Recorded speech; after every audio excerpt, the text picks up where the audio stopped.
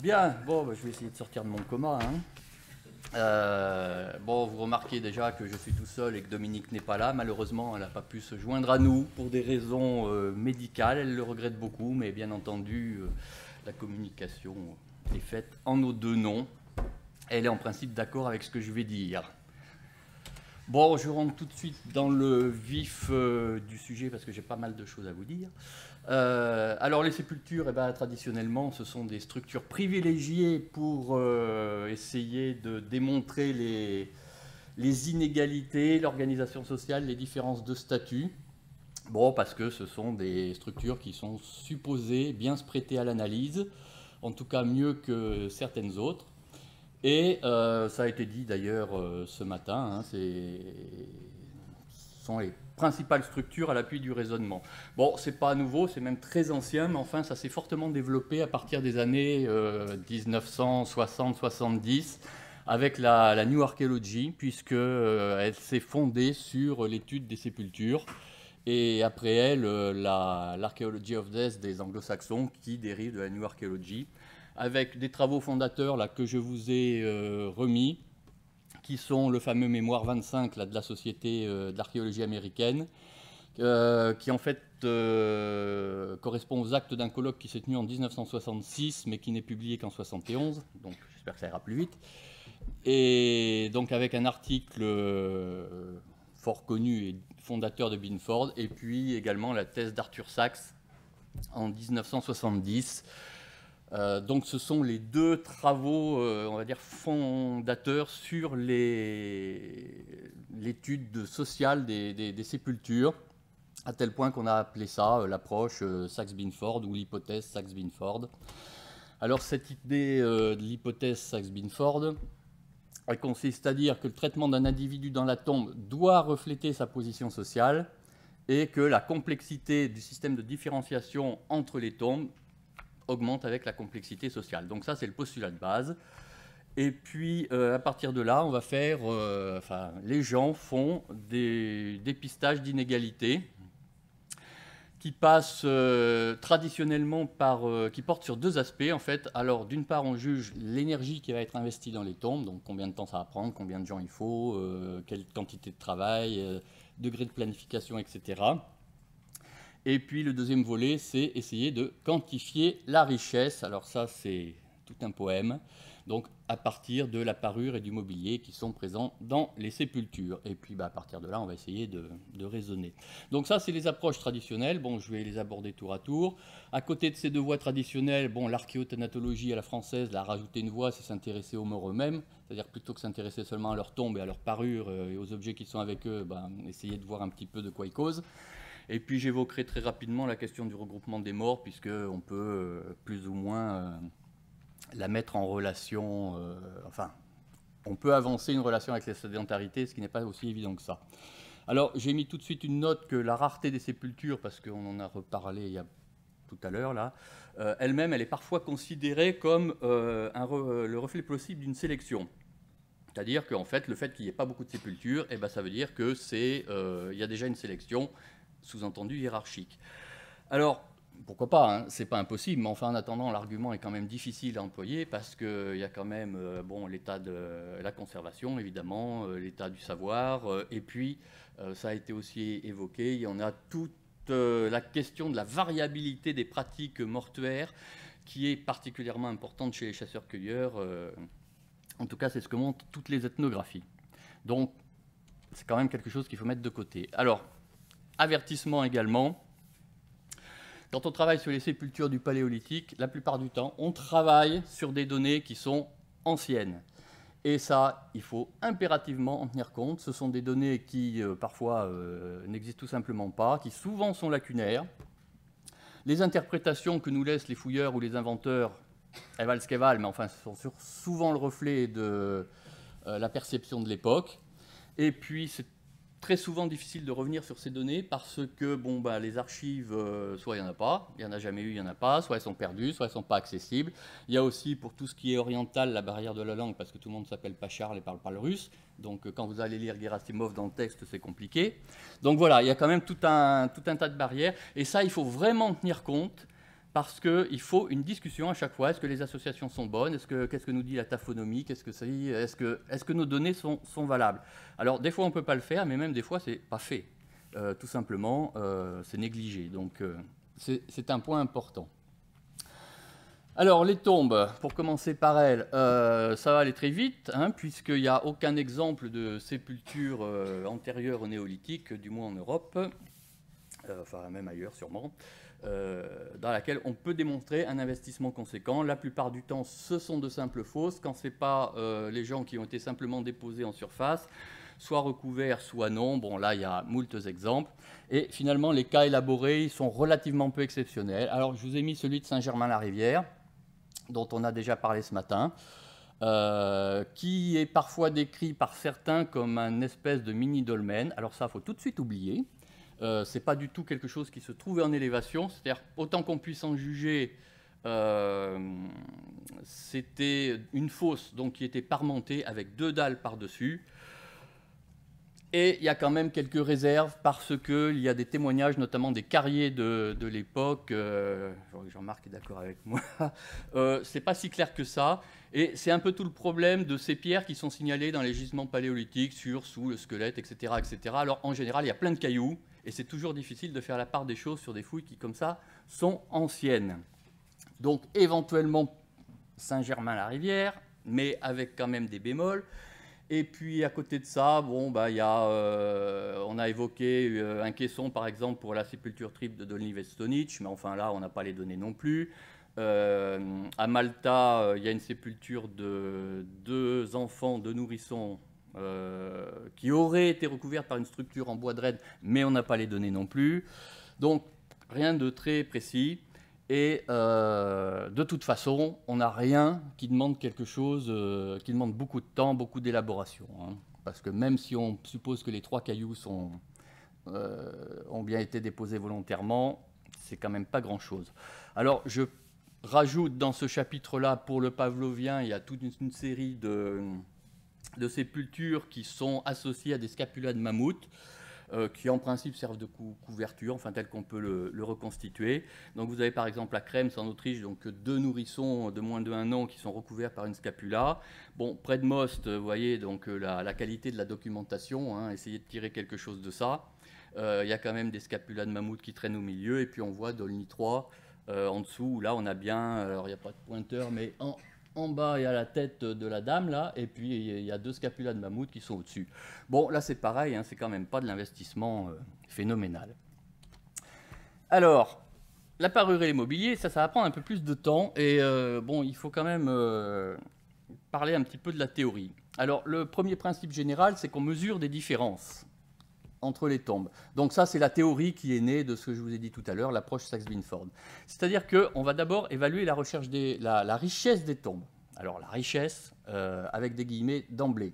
Donc qu'est-ce qu'on fait? Alors soit on compte ce qu'il y a dedans. Bon, ben voilà, il y a 250 objets. Bon, ça, en général, le reproche, c'est ça ne tient pas compte de l'importance relative des objets. Donc, pour pallier à ça, les anglo-saxons introduisent ce qu'ils appellent la GLV, la Grave Load Value, qui consiste à pondérer, c'est-à-dire un racloir ça vaut 3, un poinçon ça vaut 10 parce que c'est plus joli, et etc. On fait un total pondéré de tout ça, et puis bon voilà, celle-là elle a tant de points, celle-là elle a tant de points. Il y a quand même un problème, c'est que l'affectation de la pondération des points, c'est quand même un peu au doigt mouillé. Hein. Dire qu'un poinçon ça vaut 10 et puis un racloir ça vaut 5, on se demande comment on fait. Hein. Troisième méthode qui semble celle la mieux fonctionner, en tout cas là où on a de la richesse, c'est la diversité taxonomique, c'est-à-dire ce qui compte, c'est non pas le nombre d'objets, mais le nombre de catégories d'objets. Donc celui qui a 3 choses différentes dans sa tombe, c'est mieux que celui qui n'en a qu'une. Bon, là aussi il y a des discussions, mais enfin voilà, c'est les idées. Et puis après on mesure des différences. Et donc là,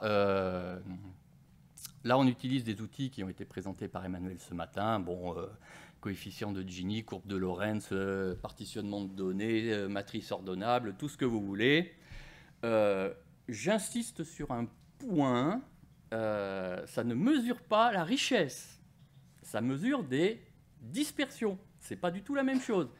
J'avais pris un exemple, un jour je l'ai écrit d'ailleurs, vous passez sur un marché, vous passez chez tous les vendeurs de fruits et légumes, vous comptez les bananes, vous faites une courbe de Lorenz des bananes chez les gens qui vendent des fruits et légumes.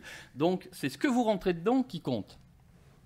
Voilà, donc ensuite on applique quelques règles simples, hein, donc sous-entendre de ton plus riche, élite, enfant, position sociale héritée, etc. Alors, ça fonctionne grosso modo quand les contrastes sont importants.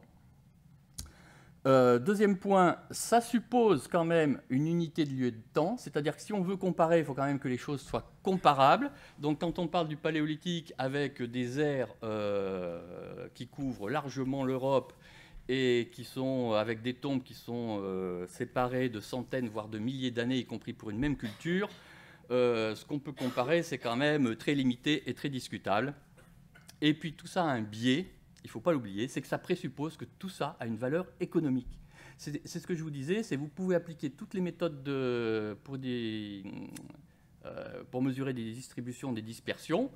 Vous mesurez quelque chose, hein, mais qu'est-ce que vous mesurez? Donc, il y a quand même des limites. Donc, on essaye, la deuxième chose, c'est qu'on essaye de qualifier. Alors, ça, c'est le principe, c'est ce qu'on appelle les biens de prestige.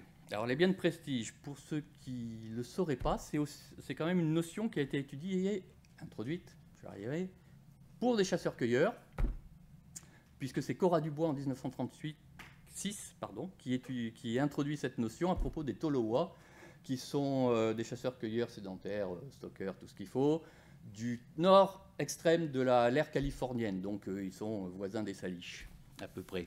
C'est bien ça bon. Donc voilà, cette notion de bien de prestige. Alors, vous avez eu le temps de lire pendant que je racontais les affaires, là. Donc, on estime que les objets doivent avoir un certain nombre de caractéristiques, matériaux rares, fabrication qui demande du temps, techniques complexes, etc., etc. Bref, vous avez lu, c'est lisible, ouais. Alors, d'abord, ces caractères ne sont pas nécessairement présents. On a de véritables biens de prestige où il n'y a rien de tout ça. Donc, dans un sens, ça ne marche pas, mais de l'autre, ça pose un certain nombre de problèmes. Alors, la rareté, ça fonctionne que dans un sens, c'est-à-dire plus c'est cher, plus ça a ses chances d'être rare, mais ce n'est pas parce qu'un bien est rare qu'il va avoir de la valeur. Ça amène un second point, c'est la valeur qu'on attribue au temps. Ça, c'est quand même quelque chose de très ethnocentrique, c'est-à-dire le temps a de la valeur, il y a eu tant de production, ça vaut tant. Quelle est la valeur du temps chez les chasseurs-cueilleurs, hein? Moi, je n'ai pas la réponse, mais je pense que la question se pose.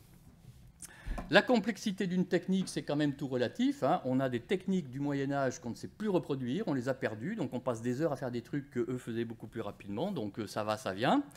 Et puis la spécialisation, bon, il y a déjà eu des débats là-dessus, ça n'induit pas forcément de la valeur.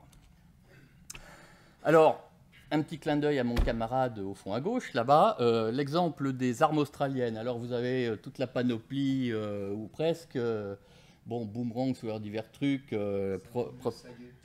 Hein, ça manque de saguet. Oui, ça manque de saguet. Bon, vous voyez quand même que ce sont des objets qui demandent un certain investissement en temps de travail. Faut pouvoir les faire aussi, il y a quand même une certaine technicité, hein, et ça vaut rien. Donc, moi, quand on me dit le propulseur au fond, ça vaut, oui, bon, ça vaut pareil, quoi. Hein. Peut-être, mais pas forcément. Donc, tous ces critères fonctionnent, ça, je pense que c'est important. Ça fonctionne si le travail et les objets ont une valeur, mais ça ne dit pas s'ils en ont une. Et il faut quand même bien faire la différence. Et tous les caractères dont on parle, la rareté, le temps de travail, etc., ça renvoie à des caractères intrinsèques des objets. Et ça, c'est Alain Gallet qui l'a parfaitement souligné, enfin, qui l'a parfaitement noté. Ce qu'on appelle les biens de prestige, en réalité, ce sont des choses qui sont fonctionnelles. Donc la caractérisation des biens de prestige, elle est fonctionnelle.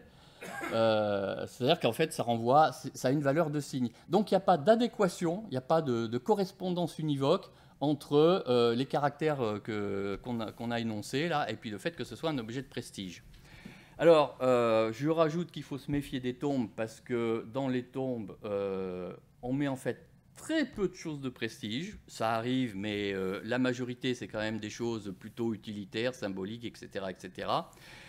Et moi je dis, il faut se méfier de la parure, parce qu'on raisonne beaucoup sur la parure, on raisonne même essentiellement sur la parure, et la parure et plus largement tous les ornements corporels, ce sont des choses très polysémiques, qui peuvent avoir différentes valeurs, et c'est pas seulement de la monnaie, c'est pas seulement de la richesse, ça peut avoir des tas de significations qui n'ont rien à voir. Alors je vous ai mis 3 exemples en dessous, donc qui sont tous des chasseurs-cueilleurs, une tasmanienne, un australien et des San. Vous voyez qu'ils sont tous pareils, ça vaut pas un copec, hein. Voilà. Autre exemple, ça c'est des tombes australiennes. Alors toutes les deux datées. Alors dans les tombes australiennes, il y a du Beaumilier. En général, il n'y en a pas beaucoup. Bon, il y en a quelques-unes, il y en a un peu plus, comme ici. Donc ces deux-là sont datés du 6e millénaire avant notre ère. Alors il faut que je reprenne ma pinoche parce que je ne sais plus combien il y a de canines, de quoi et de trucs. Mais j'ai dû le noter quelque part. Voilà, l'Eknichi, alors c'est des canines de diable de Tasmanie, avant qu'ils disparaissent de l'Australie. 159 canines qui représentent 46 animaux. Et Kuuma, c'est des incisives centrales supérieures de kangourous et de wallabies. Il y a 327 incisives et pour au moins 126 animaux. Donc, vous songerez à ça quand on parlera de Saint-Germain-la-Rivière tout à l'heure. Donc, il y a quand même, voilà, il y a de la parure. Alors après, on n'a pas l'information. Vous allez me dire, 6000 avant notre ère, peut-être que les Australiens, bah, ils étaient hiérarchisés, ils ne le sont plus. Bon, peut-être. Autre exemple, alors on parlait tout à l'heure des Tolowa. À gauche, c'est un Tolowa. C'est un chef riche et en plus, il est chaman, si j'ai bien tout compris. Enfin, on me corrigera, il y a des spécialistes de l'air ici. Donc, les signes de richesse chez le chaman Tolowa, c'est le collier de dentale. C'est pas la coiffe, parce que là c'est une coiffe féminine, alors comme c'est un chaman, il a les attributs masculins et féminins, ça m'a l'air assez compliqué. Le spécialiste de la chamanerie nous dira ça. Mais ils ont parmi leurs biens de prestige, ce sont les coiffes en plumes de pique à tête rouge. Et l'os qu'il a dans le nez, qu'on voit pas très bien, mais je vous assure, il a un os dans le nez, c'est ton signe de statut. Et de l'autre côté, vous avez un Australien qui a son superbe collier avec ses perles, je ne sais pas si c'est dental ou pas pour le coup, son os de kangourou dans le nez et ses plumes de casoar ou je ne sais quoi dans la tête. Et vous voyez, quand vous les mettez côte à côte, ils sont plus ou moins équipés pareil. Et ben, il y a un riche et il y a un qui ne connaît pas la richesse. Donc, c'est quand même très compliqué la parure, à mon avis. Bon, on en rediscutera sans doute, hein, il y aura sûrement des questions, enfin bref. Alors, j'accélère, sinon on ne va pas en sortir. Donc, on va passer à la pratique. Donc, on a déjà parlé de Sungir. Pour commencer par les cas, en fait, les cas qui se discutent, il n'y en a pas beaucoup en réalité, et ils sont pour l'essentiel gravétiens. Et quand je mets ou industrie contemporaine, c'est parce que il me semble que le Sungirien n'est pas classé dans le gravétien. On ne sait même pas de quand ça date, un Sungir. On en parlait tout à l'heure avec Luc, il y a des dates qui s'étalent sur plusieurs millénaires, c'est pas très clair. Toujours est-il que les deux tombes, c'est ce qu'on voit, c'est les deux points noirs en haut à gauche sous la flèche rouge. Vous avez donc la classique tombe de l'adulte, et puis les deux enfants qui, pour ceux qui ne seraient pas au courant, ne sont pas un garçon et une fille, comme on le dit depuis que ça a été, depuis que Bader les a trouvés, mais qui sont deux garçons. Bon. Alors la discussion, là, pour opposer, bon, il y a deux vues opposées, on va dire, White et Testard. Donc il y en a un qui dit, oui, c'est de toute façon, quantité de travail, prestige, machin, bien de prestige, etc., les perles. Donc, richesse, société hiérarchisée, et en plus, comme c'est des enfants, c'est héréditaire. Bon, lui, un Testard, il n'était pas trop d'accord avec ça, avec des arguments qu'on peut aussi discuter. Alors toujours est-il qu'effectivement les perles, la matière première, l'os de mammouth, c'est pas une rareté dans le coin. Par contre, c'est le nombre qui impressionne, là il faut reconnaître, hein, puisque c'est à peu près 3000 perles pour l'adulte et 5000 pour chacun des enfants. Techniquement, ça me paraît pas très sophistiqué, mais je suis pas un spécialiste de la question. Mais c'est vrai que ça représente un certain nombre d'heures de toute façon. Et puis après, il y a ces grands objets, là, donc les lances, bâtons, qu'on les appelle comme on voudra, dont la fameuse lance de 2,40 m.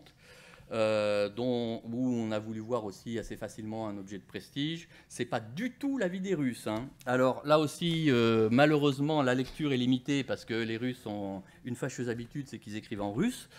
C'est difficile de lire ce qu'ils écrivent, mais il y a toute une littérature sur l'archéologie expérimentale de l'os de mammouth. Pour faire une lance de 2,40 m comme ça, pardon, apparemment, ce n'est pas d'une complexité folle. Et les autres, c'est encore plus facile. Et eux les interprètent comme des objets de chasse. Alors après, on peut se poser la question, pourquoi des gamins d'une dizaine d'années ont des objets de chasse? Mais enfin, bref. Donc, c'est pas... bon, Testard, il disait, par exemple, la parure, le temps de travail, ça revient à ce qu'on disait tout à l'heure, ne compte pas quand on le fait, en gros, pour le plaisir, quoi. Alors, on peut discuter l'argument, mais ça soulève quand même cette question, c'est quoi le temps de travail et qu'est-ce que ça vaut chez des chasseurs-cueilleurs? Donc c'est quand même difficile. Donc on peut retenir les cas, mais la réponse n'est pas si évidente que ça. Moi, à mon avis, pour décider entre les deux, c'est pas si simple que ça. C'est mon avis personnel. Bon, Arène Candide 1, il a été aussi évoqué, le Principe, le fameux prince. Donc lui, il a une coiffe avec des coquilles et des canines de cerf. Un pendentif, non plusieurs, même en ivoire de mammouth. Bon, les fameux 4 bâtons perforés, là, et puis sa grande lame en silex que vous voyez à sa main droite. Bon, même discussion. La parure, qu'est-ce que c'est? C'est pas des denrées rares. C'est quelques milliers et quelques centaines. Bon, j'ai pas le chiffre exact, j'ai pas réussi à le trouver d'ailleurs. Donc voilà. Donc bon, c'est pas non plus des quantités de travail pharaoniques. Les choses en bois d'élan, là, c'est pas non plus de la technologie très avancée. Quand vous comparez tout à l'heure, par rapport à tout à l'heure, les propulseurs et autres choses australiennes, bon, là aussi, hein, la richesse, c'est pas si évident que ça. Bon, on peut rajouter Brno, alors j'arrive jamais à le dire. Bon, avec notamment parce qu'il a été, c'est Oliva qui a dit, comme il y a une jolie statue là en ivoire de mammouth, il a dit c'est un chaman, hop, tout de suite. Bon, qui avait aussi des dentales, des choses en ivoire, des ronds, là, dans toutes sortes de matières. Le problème de ça, c'est que Brno, c'est 1892 de mémoire la découverte, ça a été fouillé, autant dire que ça ne l'a pas été. On ne connaît pas les associations, on ne sait pas comment c'est fichu, on est incapable de dire ce qui allait avec le squelette ou pas. De toute façon, la moitié du mobilier s'est évaporé, on ne peut plus réétudier. Donc, c'est le genre de truc, on ne peut rien dire. Bon, et puis j'ai cité Pato, mais on va passer sur Pato. Alors, en dehors du Gravétien, c'est pas loin de l'hérédité. En dehors du Gravétien, il n'y a rien en plus, il y a une statuette moche en calcaire. Donc, alors, en dehors du Gravétien, bon, bah, il y a peu de choses, mais bon, effectivement, en France, la société hiérarchisée, ça a été évoqué pour Saint-Germain-la-Rivière et pour la Madeleine. Alors, Saint-Germain-la-Rivière, on a aperçu les craches de cerf ce matin. Donc les arguments rareté, absence du cerf dans la région, bon, ce qui est vrai. Origine exotique des craches, c'est le même argument. Caractère standardisé de leur parure, parce qu'elles ont à peu près la même taille, c'est tous des cerfs mâles, enfin des jeunes mâles, etc., etc. Et objets hors de la sépulture sont plus courants. Alors, oui, la parure circulée, on est d'accord, mais la parure, ça circule. Il n'y a pas besoin que ça soit de la richesse pour que la parure circule. Là, il faut aller voir, il y a de la circulation de parure chez les chasseurs-cueilleurs, bon, notamment chez les SAN. Alors, moi, je ne suis pas un grand fan des SAN pour faire du comparatisme, mais il circule en tout cas beaucoup de parure chez eux. Bon, il y a tous les travaux de Paul Wissner sur le Xaro. Alors, le Xaro, c'est ça, c'est de la parure qui circule à tous deux bras. Et c'est du don, c'est du troc, c'est tout ce que vous voulez. C'est souvent de la demande, passe-moi ça. Et puis, Lorna Marshall aussi a travaillé sur ces aspects-là chez les Kung. Donc, il circule des tas de parures et il n'y a pas besoin pour ça que ça soit de la richesse. Les canons, je crois que ça a été évoqué aussi. C'est pas parce que les canons sont partagés que ce sont des canons ça en fait de la monnaie. Ça peut être des canons esthétiques. La notion d'objet courant, qu'il n'y en ait pas hors de la sépulture, on ne sait pas ce qu'il y a hors de la sépulture. Parce que Saint-Germain-la-Rivière, ça a été fouillé assez rapidement, comme je l'ai indiqué tout à l'heure. C'est le moins qu'on puisse dire. Il faut savoir qu'on n'a pas le niveau contemporain de la sépulture à Saint-Germain-la-Rivière, donc c'est du Magdalénien moyen. Autant que je sache, il n'y a pas de niveau contemporain, donc on peut toujours comparer ce qu'on veut. Ça n'a pas été tamisé, bien sûr, donc on ne sait pas ce qu'il y a dans les couches. Et puis c'est faux de dire qu'il n'y a rien en dehors de la sépulture, puisqu'il y a il y a un collier qui traîne dont on ne sait pas trop d'où il vient, avec exactement la même chose, qui était peut-être dans une sépulture, peut-être pas. Donc il y a quand même beaucoup d'incertitudes là-dessus, et c'est quand même difficile d'aller directement dire que ce sont de riches... c'était une riche. Alors la Madeleine... bon, Derico, il n'a pas voulu venir, il n'est pas là pour se défendre, donc tant pis pour lui. La Madeleine, donc les arguments parurent spécialement conçus pour l'enfant. Donc statut social propre, bon nombre d'objets, puisqu'il y a à peu près 1500, c'est un enfant de 2 à 4 ans, il y a à peu près 1500 dentales, là. Objets de parure, on va dire. Donc bon voilà, beaucoup, temps de travail, etc. Vous connaissez le principe. L'individu est trop jeune pour avoir pu acquérir un statut particulier par ses actes, donc forcément c'est héréditaire. Et on en rajoute pour dire, ah bah lui il est riche, mais à Rocherey il y a un enfant, il est pauvre. Et c'est pas très loin, ça date de la même époque. Alors l'époque d'ailleurs, l'époque de la Madeleine, parlons-en, qui est donnée comme magdalénien, plutôt au final, même terminal, par Enrico van Heeren, c'est pas du tout ce que disent les dates radiocarbone, qui le placent dans un épipaléolithique, probablement asilien, mais ça pourrait être du laborien, que ça serait pareil. Donc peu importe, c'est des chasseurs-cueilleurs supposés. Mais enfin, je le note quand même.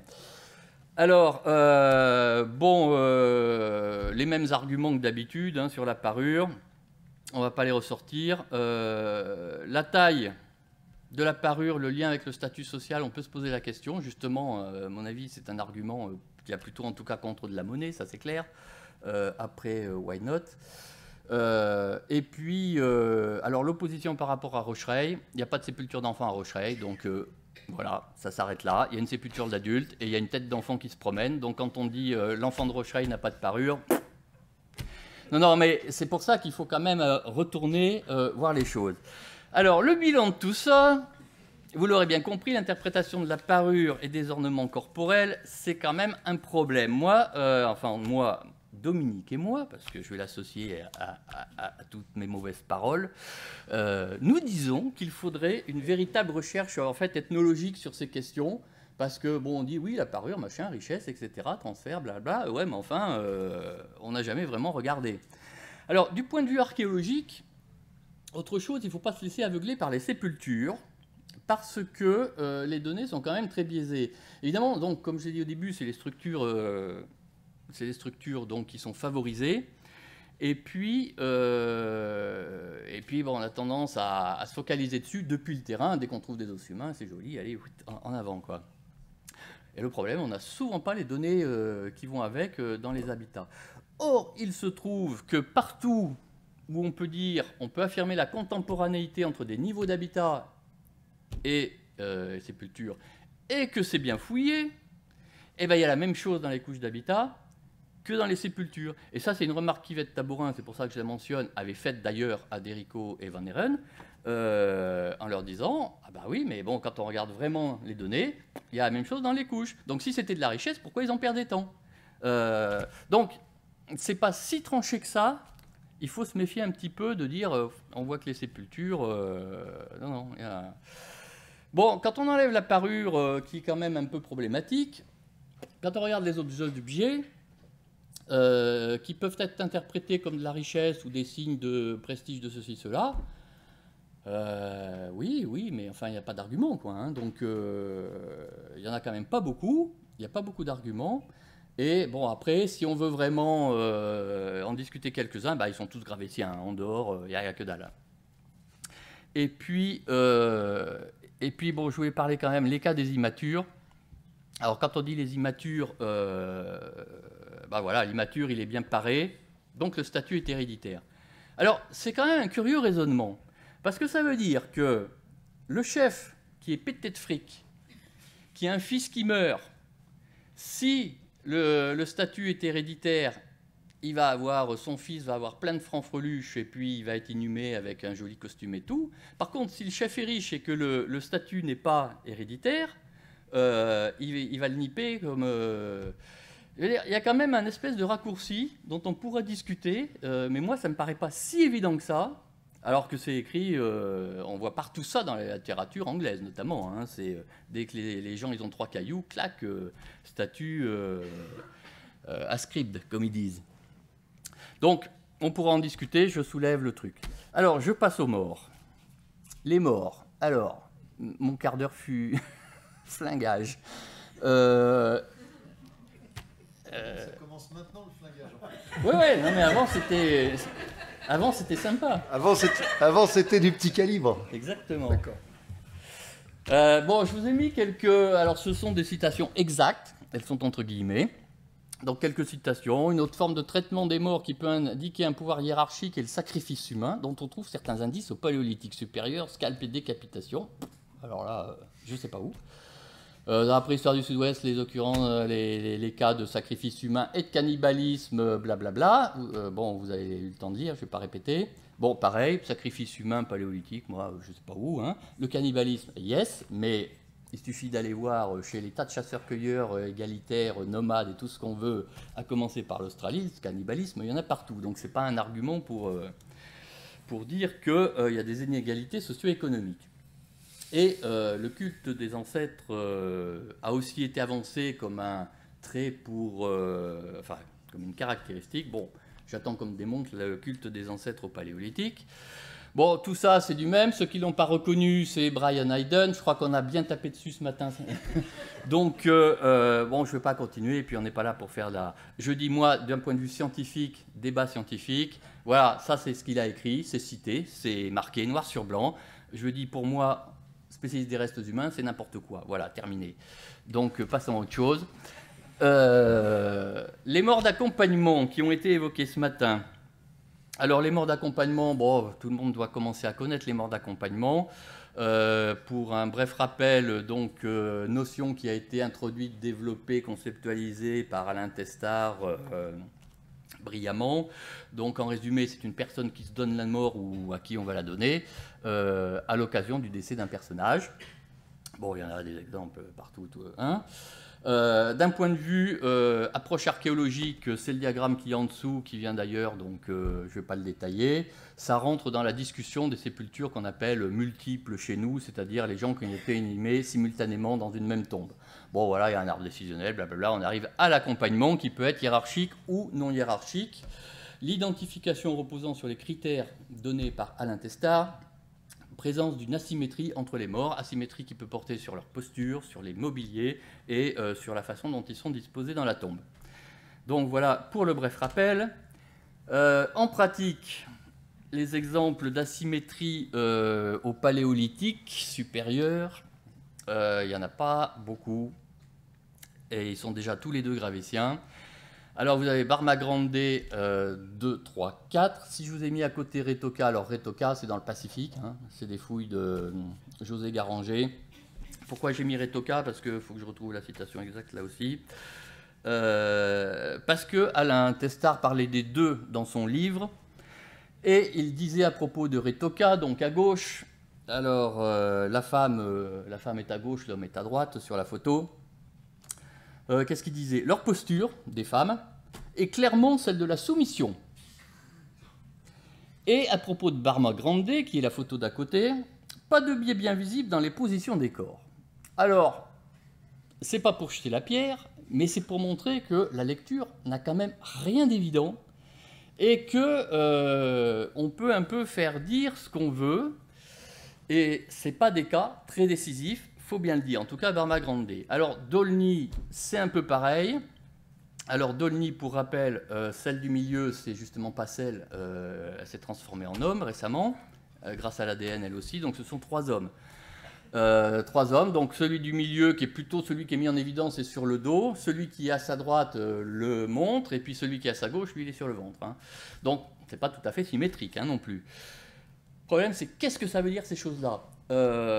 Honnêtement, vous voyez bien qu'il y a déjà des problèmes de lecture pour évaluer quel est le degré d'asymétrie. Alors, est-ce que c'est non significatif, c'est-à-dire que c'est pas de l'accompagnement? Est-ce que ça a un autre sens, tout simplement? Parce qu'il y a peut-être une mise en scène, il y a certainement une mise en scène, hein, c'est pas fait au hasard. La mise en scène, elle a peut-être rien à voir avec l'accompagnement.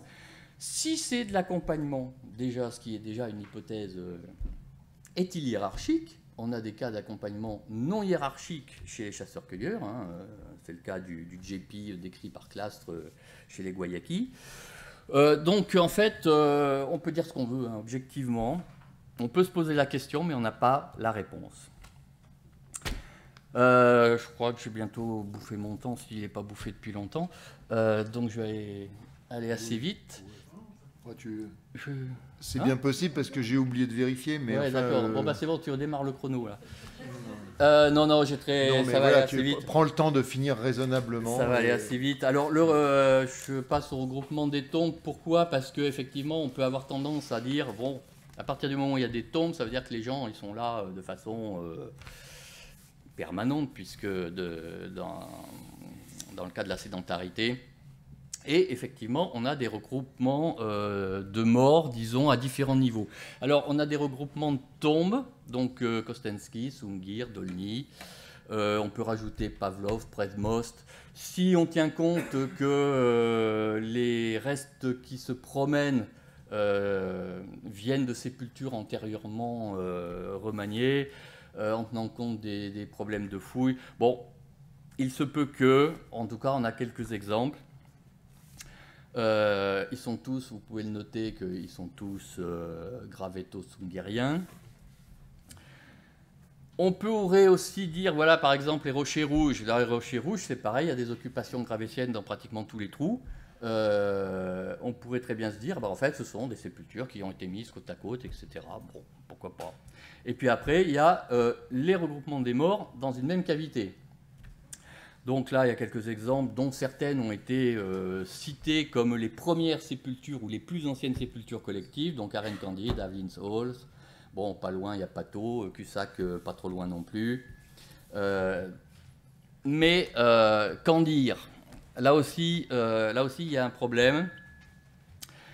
D'abord dans les cavités, parce que dans les cavités, il est quasiment impossible de déterminer à chaque fois s'ils ont été déposés en même temps que successivement. En général, c'est tellement bouleversé, et puis on en revient toujours au problème des fouilles anciennes. Il peut aussi y avoir des dépôts sur la longue durée. Alors récemment, par exemple, l'exemple, c'est Arène Candide, hein, qui a été considéré, voilà, c'est une sépulture collective. Bon, récemment, il y a eu un programme de dates qui ont été faits sur les restes d'Arène Candide. Bon, on est sûr maintenant qu'il y a au moins 2 groupes qui sont distants de plusieurs siècles probablement. Donc déjà, il faut saucissonner en 2. Et à l'intérieur des groupes, on est au-delà de la résolution du radiocarbone. Donc après, dire si les gens ont été mis à 10 ans, 20 ans, 50 ans d'intervalle, point d'interrogation. Et ça pose le problème de tous ces regroupements, et c'est vrai que ce soit pour les cimetières ou ce soit les réunions de corps dans des grottes, donc dans des sépultures dites collectives, ça pose le problème des retours périodiques sur place, c'est-à-dire que les gens ne sont pas sédentaires, mais bon, le chasseur-cueilleur, c'est pas non plus le pauvre R avec son baluchon qui passe son temps à circuler en faisant tourner son couteau, là, comme rang. Non, non, il y a quand même les gens, ils sont pas idiots, hein, quand il y a des coins qui sont bien, ils y reviennent. Et la conduite opportuniste, souvent chez les chasseurs-cueilleurs, alors je dis souvent, mais en fait, il y en a plein qui trimballent leurs morts, qui leur font des tas de trucs pas possibles. Enfin, ils ont une imagination redoutable, ces gens-là. Mais bon, il y en a qui inhument sur place, tout simplement. Hein, donc la personne meurt, on lui fait son petit rite funéraire, hop, inhumé sur place. Bon, vous imaginez bien que si les gens reviennent périodiquement ou qu'il y a des occupations, un cumul d'occupations assez long, bah, au bout d'un moment, il y aura un regroupement de gens. C'est pas pour ça que ça fait la sédentarité. Voilà, donc pareil, autre point qui est quand même difficile à discuter.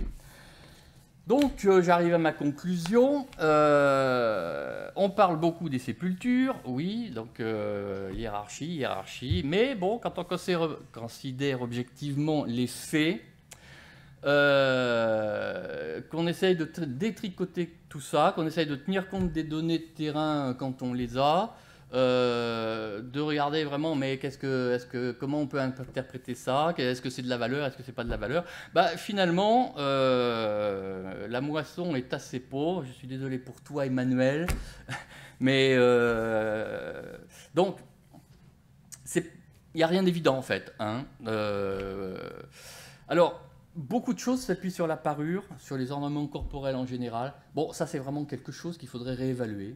Il y a quand même une équation un peu trop simpliste entre parure, richesse, ou parure, signe de statut. alors que toutes les données qu'on peut avoir montrent que ça n'existe pas, il n'y a pas de relation univoque. Et ça serait intéressant d'aller gratter chez les chasseurs-cueilleurs nomades, voir ce qui se passe, quel est le sens, comment circule la parure, ce que ça vaut, etc. Là, justement, sur l'Afrique du Sud, il y a des données intéressantes par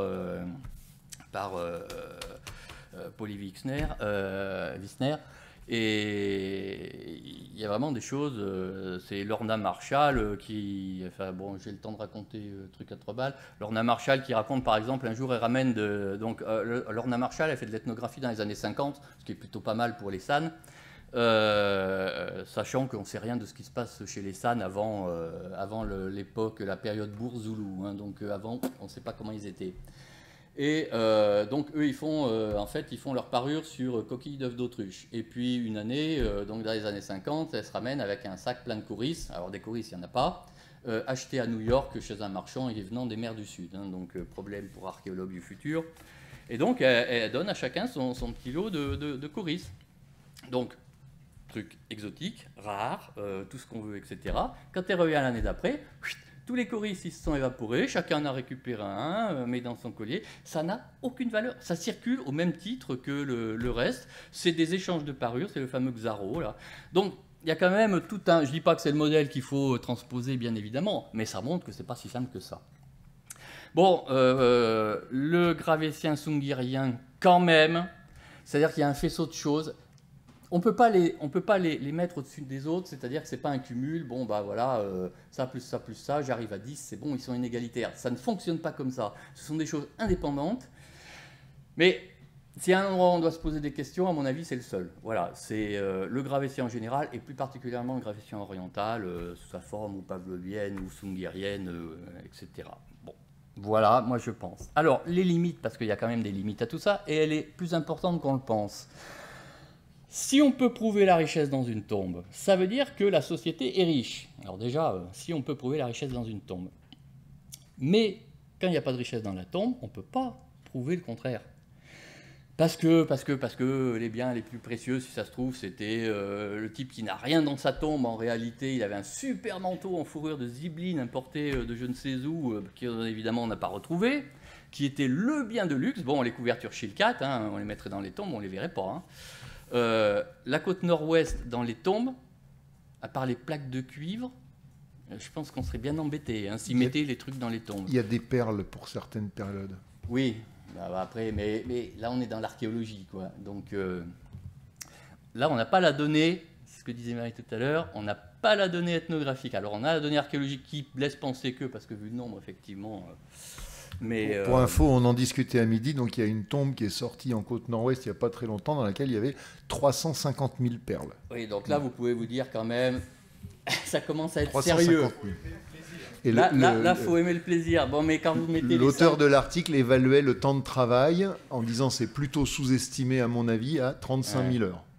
En gros, si on va vite, on arrive à faire 10 perles à l'heure. Voilà. Donc là, ils le lisent comme des couvertures, en fait, qui sont empilées les unes sur les autres, sur lesquelles les perles sont cousues. Ouais, mais là, on est dans un chiffre. C'est vrai qu'à partir d'un certain moment, bon, c'était un débat qu'on avait commencé à avoir, à partir d'un certain moment, le nombre interroge. Bon, Sungir, c'est un peu ça.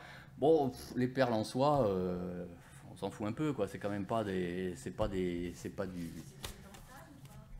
À Sungir Ah, c'est des dentales, oui. Non, c'est calcaire. Il y a calcaire et... Non, c'est de la pierre. C'est calcaire. C'est de l'argile et du schiste argileux. C'est du calcaire, oui. Mais je crois qu'il y a... Je m'en souviens parce que j'étais obligé de chercher la traduction. Bah voilà, après les biens les plus précieux, bon, on peut y avoir les politiques funéraires de distribution, c'est-à-dire au lieu de fourrer dans la tombe, on distribue tout. La richesse, elle peut ne pas être connue, c'est-à-dire qu'entre le coquillage qui est là pour faire joli et puis le coquillage qui sert de monnaie comme en Californie, allez faire la différence. Et puis, bon, je l'ai évoqué au début en disant oui, c'est pas un critère, mais bon, c'est pas non plus complètement impossible. Il peut aussi y avoir eu, c'est plutôt vrai pour les périodes suivantes, mais enfin, bon, on peut pas l'exclure. Hein. La population inhumée peut avoir été elle-même inhumée sur un critère de statut. Il y a un problème, c'est que ça donne une importance à l'inhumation par rapport aux autres pratiques, donc c'est un petit peu gênant dans l'idée quand même. Hein. Mais je dirais le point fondamental dans tout ça, c'est que la démonstration d'une société inégalitaire elle est toujours négative. C'est pas possible de démontrer qu'une société est égalitaire. Ça veut quand même dire que quand on réfléchit à ça, le curseur, il n'est pas au milieu quand on part.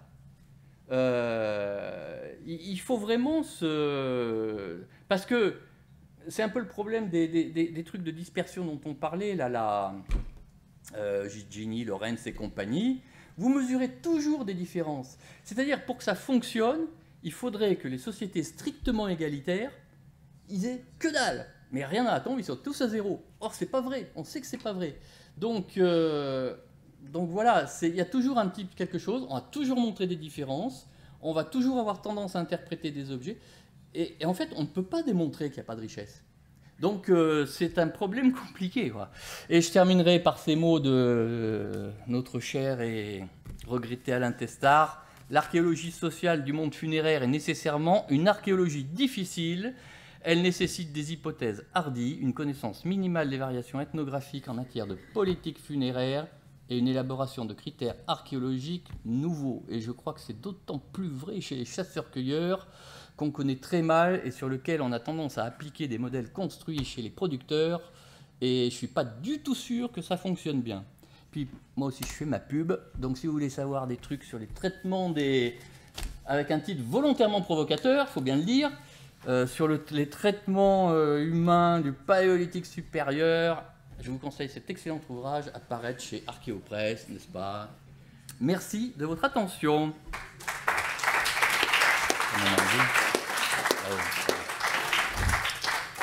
Eh bien, cette intervention Ça m'a réveillé. pleine de délicatesse et de diplomatie aura sans doute suscité des discussions et des réactions. Non, on peut me taper dessus, moi.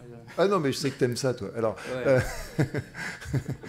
blague à part, est-ce qu'il y a des réactions? Moi, j'en aurais éventuellement une, mais voilà. Bonjour, Damien Flas de l'Université de Liège. Bon, on n'est pas là pour faire du chronoculturel, d'archéologue spécialiste du politique supérieur, c'est pas trop le sujet, et heureusement. Mais juste un point de détail comme ça, j'ai beaucoup de problèmes avec l'idée qu'on continue à parler de Sungir comme gravétien ou même de gravéto-sungirien. Les dates les plus anciennes maintenant, enfin les dates les plus fiables, les plus récentes, c'est 31 000 non calibrés, donc on est 2-3 000 ans avant le début du gravétien, dans une région où il n'y a pas d'industrie lithique gravétienne. Les plus proches sont à Kostienki, c'est pas juste à côté. Chronologiquement, on est plutôt contemporain de l'aurignacien, si on veut comparer avec des choses de chez nous.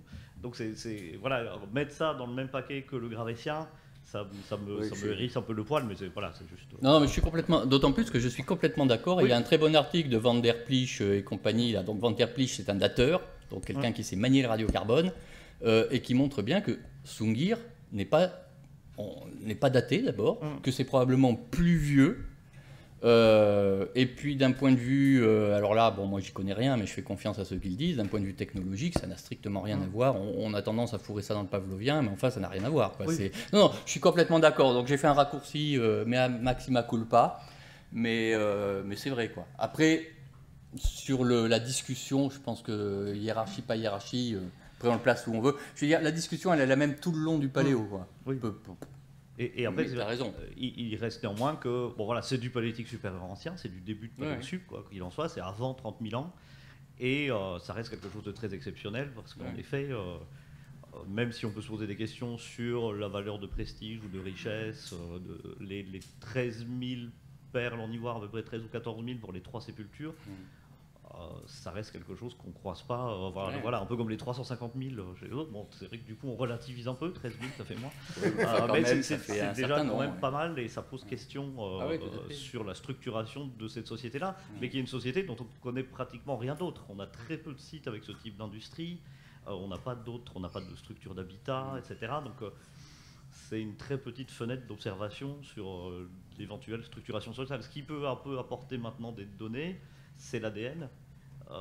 Où là, à partir des analyses ADN, mitochondriales et nucléaires sur ces restes humains, ils tendaient à montrer que il y avait de l'exogamie, il y avait de l'échange, ce qui n'est pas très surprenant non plus, mais peut-être que dans les cas des sépultures multiples, ou enfin, peut-être je me trompe dans les termes, en tout cas des regroupements de différents corps dans une même grotte ou dans une même sépulture, peut-être que c'est ça qui pourra apporter des choses aussi par rapport au lien entre les individus inhumés. Bon, voilà, je ne sais pas si c'est possible aujourd'hui d'apporter ça. Oui, dans une certaine mesure. Bon, ça a été fait à Sungir, effectivement. Bon, les enfants ne sont pas parents, ils sont pas parents. Tu vois, on aurait dit ils sont frères-sœurs d'abord, bon, parce que c'était une fille, soi-disant, mais bon, ou après ils sont frères, mais non, pas du tout, quoi. C'est donc. Et effectivement, c'est un des apports de l'ADN. D'abord, la sexuée, parce que bon, ça ne marche pas toujours bien, la preuve, et par les méthodes classiques. Et puis après, effectivement, sur ces liens, sur la variabilité de l'ADN, sur les liens de parenté, évidemment, quand c'est faisable, parce que malheureusement, on est à la merci de la conservation, mais c'est une piste d'avenir. Après, je ne pense pas que ça puisse répondre directement sur les questions de la hiérarchie. Alors, tu as raison, à Sungir, c'est le nombre de trucs qui... il y aurait 50 perles, franchement, c'est que dalle, quoi. Là, il y en a, oui, c'est ça, à peu près 15 000... de cet ordre-là, 14 000, oui, c'est ça, 13 000, un truc, enfin, entre 13 et 14. Ouais, ça fait beaucoup, quoi. Mais qu'est-ce que ça signifie? C'est difficile, quoi. On ne peut que s'interroger. Je pense que c'est effectivement le cas qui pose le plus de questions, clairement. C'est celui, bon, c'est pas pour rien que c'est toujours celui qui est mis en avant. Je pense que la réponse est moins simple que celle qu'on a tendance à donner. Par exemple, on dit White, héréditaire, machin, etc.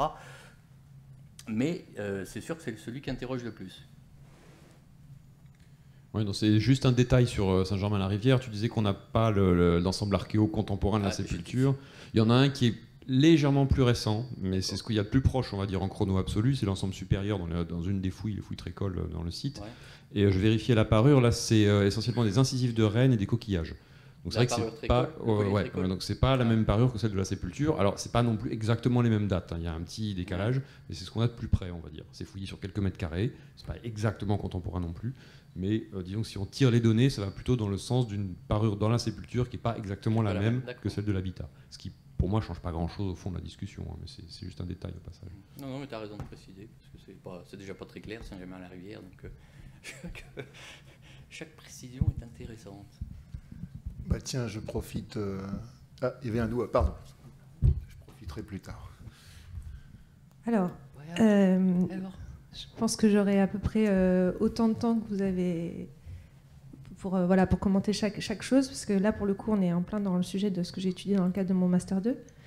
Alors, moi, par rapport à cette question des morts d'accompagnement, j'étais assez surprise que vous ne parliez pas du tout du cas de Baosso da Torre.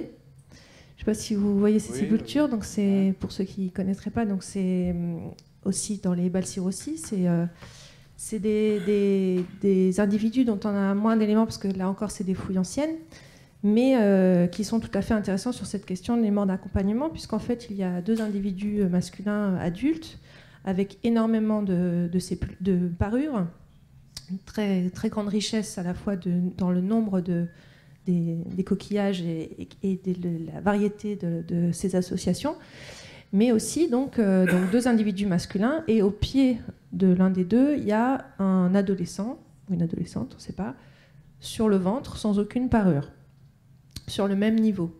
Donc ça pose cette question, enfin ça a été évoqué par Dominique Henri-Gambier, il me semble, dans des articles, je crois, de 2001, si je ne me trompe pas, voilà, où cette question du mort d'accompagnement pouvait être évoquée pour cet individu, par exemple.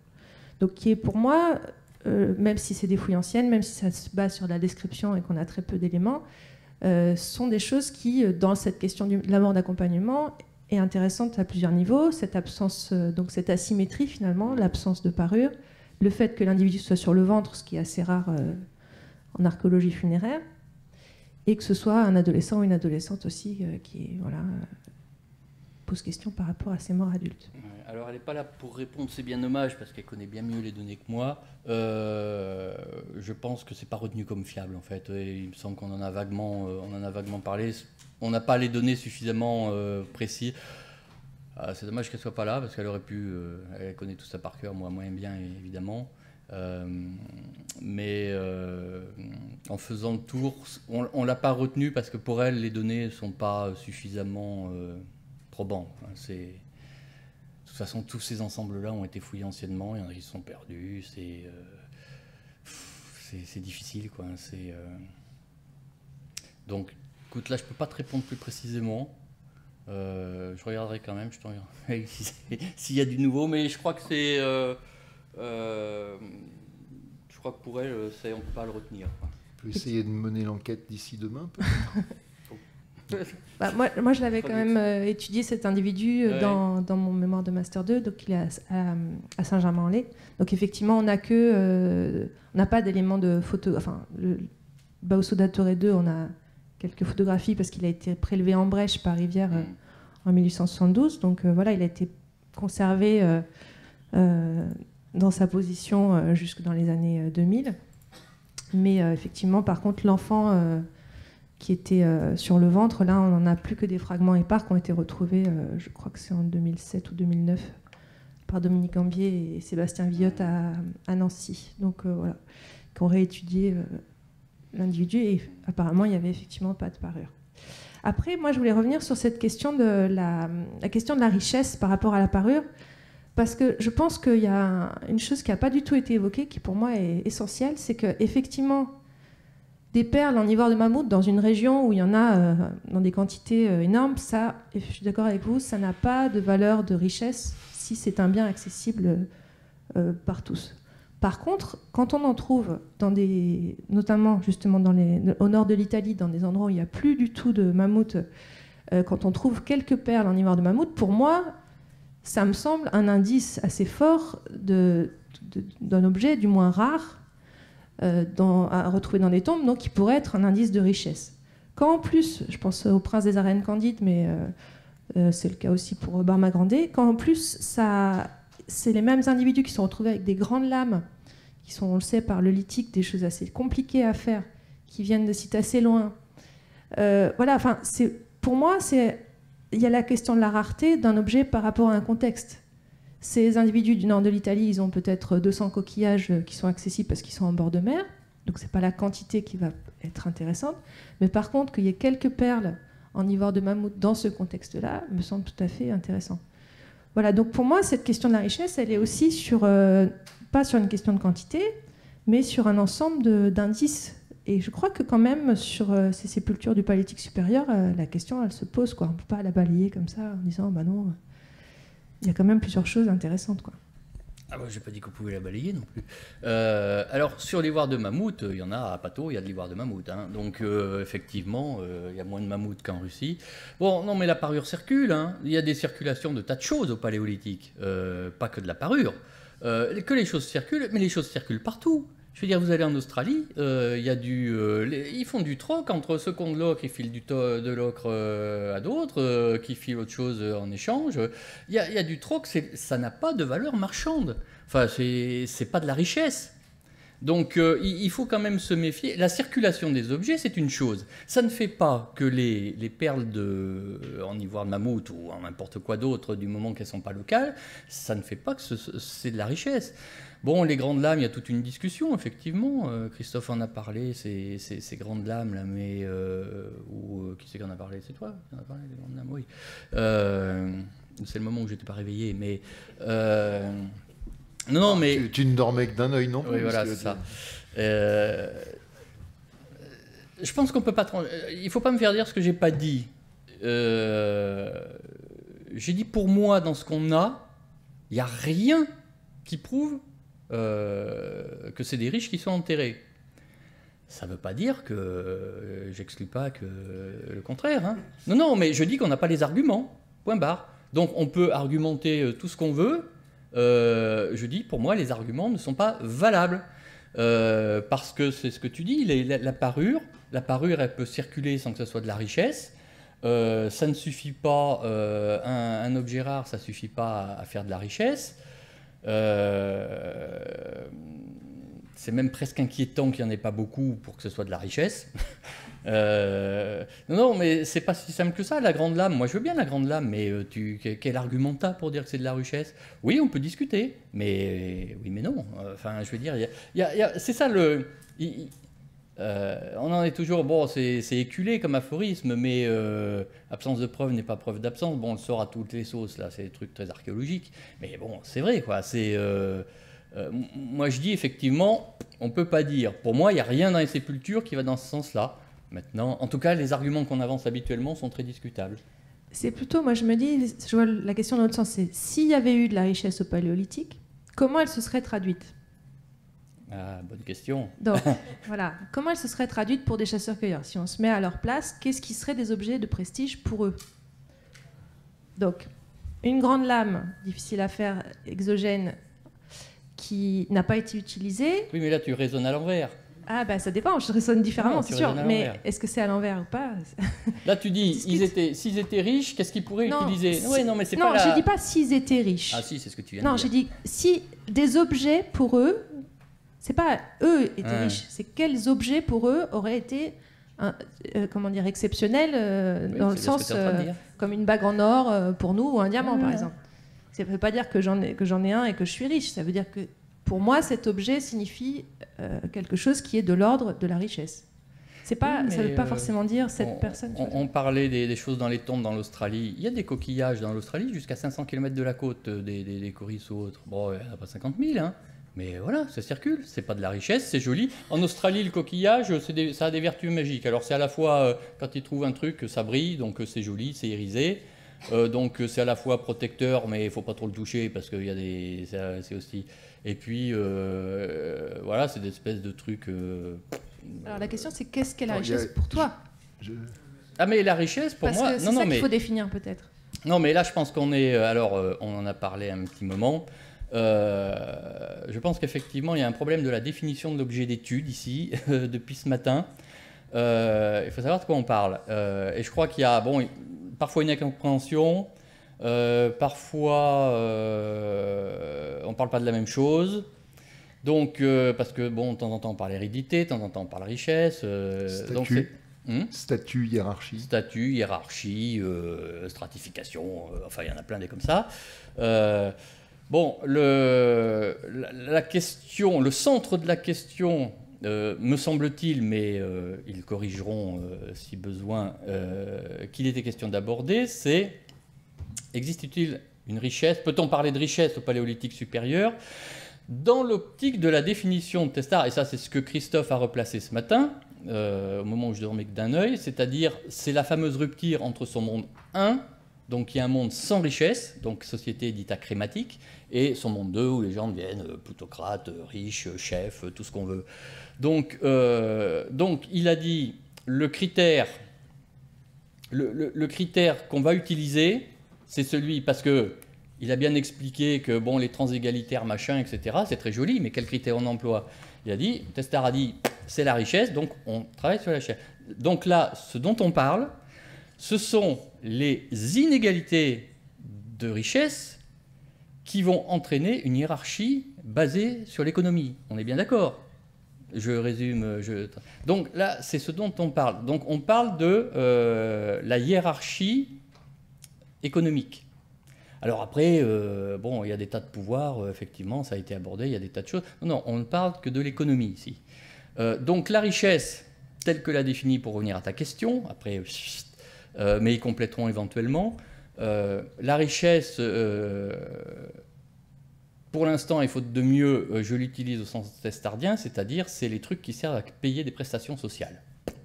Alors, on peut discuter, c'est-à-dire qu'ils vont payer du prix de la fiancée, du Vergelt, ce dont on a parlé essentiellement, hein, et puis qui servent aussi à faire de l'ostentation, parce que quand il y en a trop, après... Voilà, donc genre potlatch ou autre. Voilà, mais je ne sais pas si tu veux compléter, Christophe. Je voudrais juste dire qu'il reste 7 minutes et 2 personnes qui veulent parler. Bon, non, mais je ne sais pas si... Non, mais... C'est la définition que j'utilise pour répondre à ta question. Et donc, là, je ne vois pas grand-chose. Je me dépêche.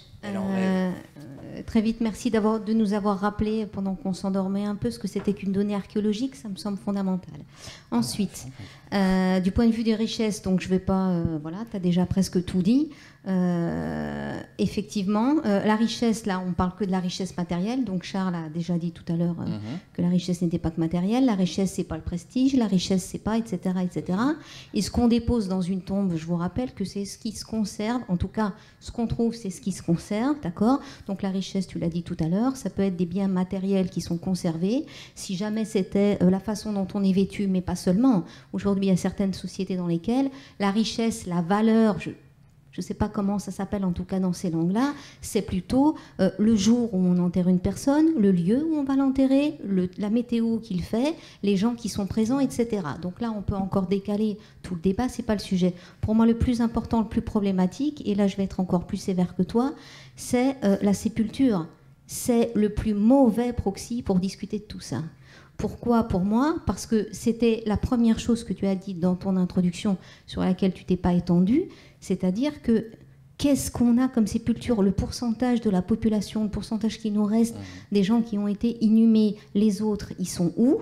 D'accord? Est-ce que c'est de la crémation? Est-ce que tout ça c'est parti sur des rivières ou sur la... Bref, pour discuter de ça, non seulement on se base sur des documents qui sont très fragmentaires et qui posent vraiment des problèmes, en tout cas dans la discussion même des concepts et des données archéologiques, mais en plus, si on discute du point de vue des données archéologiques sur 0,005% de la population qui est là, bon alors là, on peut toujours s'amuser à discuter autour d'un verre, mais on ne fait plus de science. Voilà. Bon, bah, j'ai rien à dire, je suis d'accord. Bon, j'irai pas jusqu'à dire que c'est le plus des lunes, mais il est fortement biaisé, ce que j'ai essayé de montrer par diverses voies, et il faut peut-être pas trop se laisser aveugler par les sépultures, voilà. Mais on est d'accord. Charles. Merci beaucoup pour ces précisions sur la notion de richesse et d'inégalité que tu avais en tête. Ça me paraissait nécessaire, effectivement, de le préciser. Moi, je trouve ça réducteur. Quand tu dis ça vaut pas un copec, donc ça vaut rien. C'est une conception de la valeur qui est celle de nos sociétés marchandes. Il y a d'autres conceptions.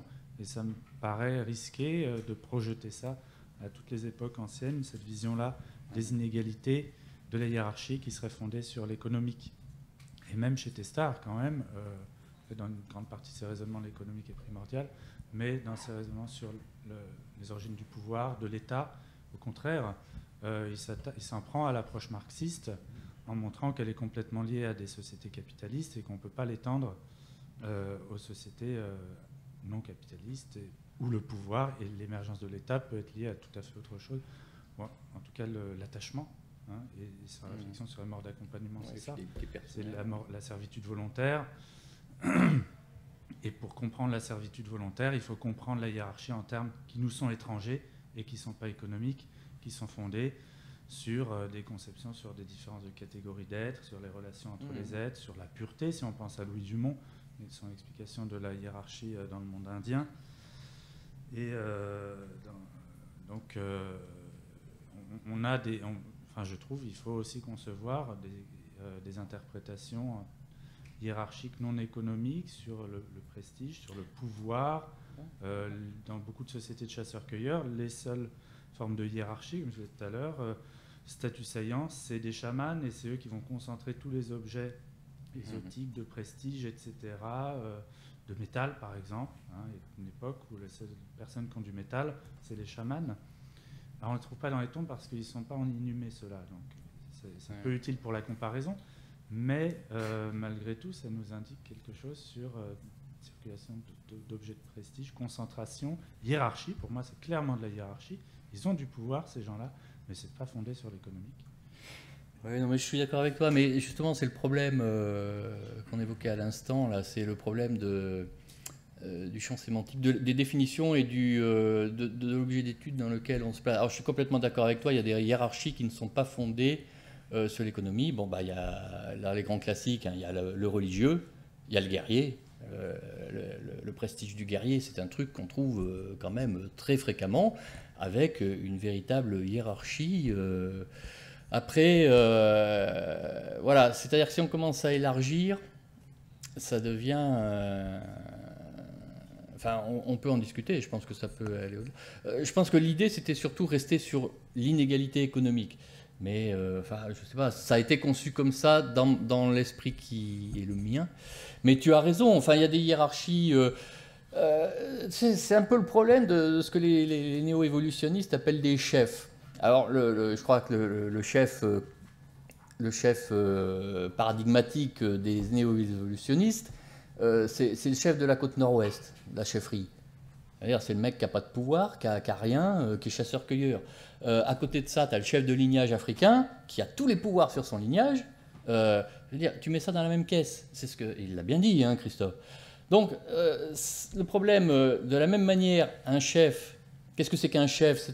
C'est pas une bonne question. C'est pareil, la hiérarchie, elle est fondée sur quoi? Elle permet de faire quoi? Est-ce qu'elle permet d'agir sur les hommes, directement, indirectement? Je veux dire, c'est tout ce qu'il y a autour, et tu as X formes qui peuvent conférer de la hiérarchie, et selon la hiérarchie, tu peux faire ou pas de certaines choses et pas d'autres, tu peux les exprimer. C'est pour ça que c'est très compliqué. Et je pense qu'on aurait déjà pu passer une journée rien que sur la classification, qu'est-ce qu'on fait, J'essaye de pas trop traîner, mais... Oh, ça va, si je peux me permettre juste un mot de la fin. Ah ben non, ça sera... Juste une réflexion. Mais on en rediscutera sûrement. Juste une réflexion comme ça. Bon, Jean-Pierre Chadel, je ne sais pas si vous me connaissez. C'est moi qui ai parlé ce matin en commençant à critiquer le bouquin de Hayden. Juste une réflexion comme ça. Dans ces sociétés de chasseurs-cueilleurs qui sont appelés à se déplacer, il y a une notion qu'on n'a pas du tout abordée, c'est celle du poids. La richesse, c'est du poids à transporter. Les grandes lames, les choses comme ça, c'est du poids à transporter. Donc, est-ce que c'est une richesse? C'est à pondérer. Et quand on regarde un petit peu ce qui se passe dans le monde de la taille du silex, on se rend compte que toute l'économie, elle est basée sur une chose, c'est alléger le poids à transporter. Quand on regarde les gros ateliers de taille, les choses comme ça, la technologie, elle vise à une chose, alléger le poids à transporter. Alors là-dedans, la notion de richesse, elle est où? Je ne sais pas. Un deuxième point, et j'ai fini, c'est quelque chose d'un peu vieux. Cette histoire de biens de prestige, c'est une vieille idée en fait. Déjà, Hauser, il l'avait abordé au Moustier. Dans l'abri supérieur, il avait trouvé beaucoup de bifaces et il n'avait pas trouvé beaucoup, et il avait trouvé très peu dans l'abri inférieur. Il disait, l'abri supérieur, ensoleillé, c'était les maîtres. L'abri inférieur, c'était les esclaves. Mais il y a quelques bifaces aussi dans l'abri inférieur. Ah, ça, c'est facile. C'est quand les esclaves se révoltaient, les maîtres leur balançaient des bifaces depuis en haut.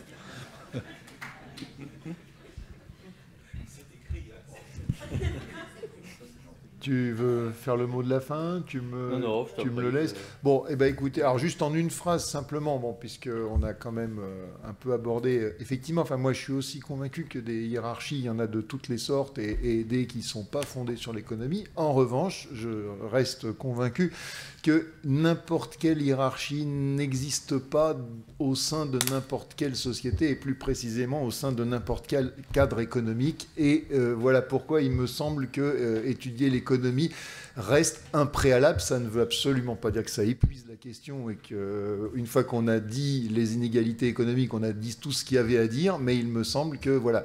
Et j'ose, alors là, pareil, il n'est pas là pour se défendre, mais j'ose penser qu'il y avait quand même quelque chose de ça chez Testard, même indépendamment de toute référence pour, contre ou à côté du marxisme, mais sa classification repose quand même fondamentalement sur cette dimension économique et je pense que c'est pas pour rien. Voilà. Et de toute façon, la question reste ouverte et la discussion aussi. Je vous propose qu'on libère le musée et ceux qui nous s'en occupent gentiment pour nous, et que ceux qui en ont envie se retrouvent à 20 mètres en face pour aller vider quelques éléments liquides et poursuivre éventuellement le débat.